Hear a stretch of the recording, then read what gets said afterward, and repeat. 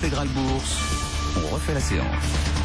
Avec nos deux invités en plateau, Frédéric Ponchon, gérant chez Sycomore Asset Management, François Chevalier, stratégiste économiste pour la banque Leonardo, et Frédéric Rosier, conseiller chez Mescart Gestion Privée. Frédéric, bon, nouvelle séance d'attentisme, on va dire. Qu'est-ce qui justifie là cet attentisme sur les marchés désormais ?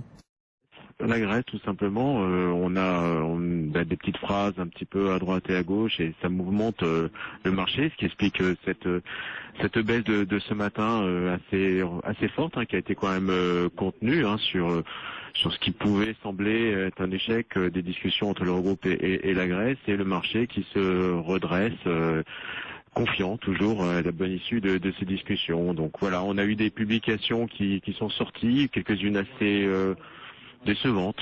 Bon, je pense que sur Kering c'est plutôt de la prise de bénéfices plutôt qu'autre chose, également sur Orange, et les marchés dans l'attente, avec des marchés aussi américains qui temporisent. Frédéric, le marché manque d'idées là. Est-ce que vous trouvez encore des idées facilement dans votre univers visibilité? Frédéric, un petit mot aussi. Alors c'est vrai que ça a été, pour illustrer ce que nous disait François Chevalier sur le rattrapage des cycliques, c'est flagrant avec l'automobile là depuis le début de l'année, mais ça a commencé même encore un petit peu avant. Enfin voilà, Renault ça continue, les équipementiers, et avec en plus des nouvelles fondamentales là qui semblent s'améliorer sur le marché automobile européen là en l'occurrence avec les chiffres qu'on a eu aujourd'hui, Frédéric.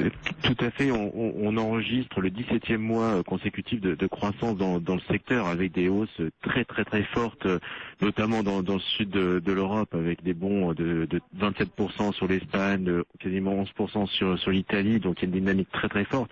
Et pour le cas de Renault, c'est également le bond assez impressionnant des ventes de Nissan qui progresse de plus de 33% ce mois-ci. Donc effectivement, il y a une dynamique qui est relativement forte. Il faut aussi constater que sur l'Espagne et l'Italie, c'était un marché qui était quand même assez atone pendant plusieurs années.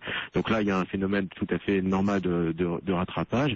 Et la dynamique est là. La dynamique est là également pour les constructeurs européens. Donc c'est plutôt intéressant pour nos constructeurs, les constructeurs français, puisque Renault aussi affiche une progression quasiment à 2 chiffres. Voilà, aujourd'hui on a des bons chiffres. C'est un peu moins vrai sur PSA, où on voit quand même qu'il n'y a pas forcément une dynamique en Europe, ce qui n'est pas vrai pour la partie chinoise. On le sait avec Danfeng notamment, on a un vrai rebond des ventes, mais sur la partie européenne pour PSA, là par contre le chiffre est assez médiocre.